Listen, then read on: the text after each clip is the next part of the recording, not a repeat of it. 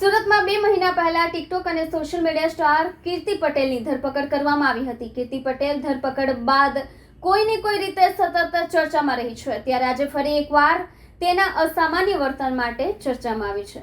સુરતમાં 2 મહિના પહેલા ટિકટોક અને સોશિયલ મીડિયા સ્ટાર કીર્તિ પટેલની ધરપકડ કરવામાં આવી હતી। કીર્તિ પટેલ ધરપકડ બાદ કોઈને કોઈ રીતે સતત ચર્ચામાં રહી છે, ત્યારે આજે ફરી એકવાર તેના અસામાન્ય વર્તનમાં તે ચર્ચામાં આવી છે। આજે કોર્ટમાં હાજર થઈ હતી અને હંમેશાની જેમ તેણે શાંતિ જાળવવામાં નિષ્ફળતા દાખવી હતી। આ વખતે તેના હાથમાં બાળ ગોપાલની મૂર્તિ હતી, પરંતુ તેના ચહેરા પર ગુસ્સો અને આક્રમકતા જોવા મળી હતી। સાથે વિડીયો બનાવનારને કહ્યું હતું કે વિડીયો બનાવી લે, ટકાટક લઈ લેને બકા, નજીક આવ। ઉલ્લેખનીય છે કે ધરપકડના બીજા જ દિવસે પોલીસની સામે નફ્ફટાઈથી હસવાના કારણે ચર્ચાનું કેન્દ્ર બની હતી।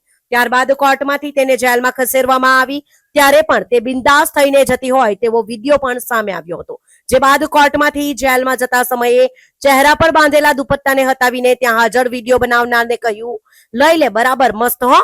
આ વખતે ફરી કોર્ટ પરિસરમાં પ્રવેશતા જ કીર્તિએ દાંત ભીંસતા ગુસ્સામાં મોબાઈલ કેમેરા તરફ જોયું હતું। જ્યારે તેણે જોયું કે કેટલાક લોકો તેનો વિડીયો બનાવી રહ્યા છે, ત્યારે તેનો પાળો વધુ ચડી ગયો। તેણે એક હાથ ઊંચો કરીને કટાક્ષ ભરી રીતે કહ્યું, તમારે વિડીયો લેવા આવી જ જવાનું હો, લ્યો લ્યો મસ્ત, ટકાટક।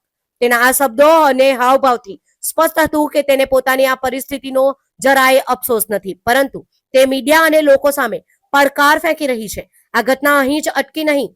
કોર્ટની કાર્યવાહી પૂર્ણ થયા બાદ જ્યારે કીર્તિ પટેલ બહાર નીકળી, ત્યારે પણ તેણે પોતાનું આક્રમક વલણ જાળવી રાખ્યું।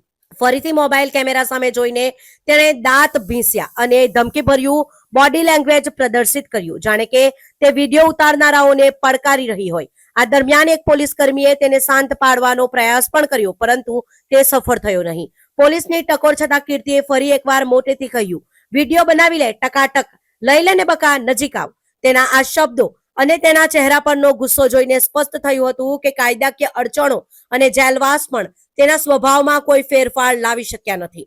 અંતે પોલીસે તેને સમજાવીને પોલીસ વાનમાં બેસાડી અને પરત સબ જેલ લઈ ગઈ હતી।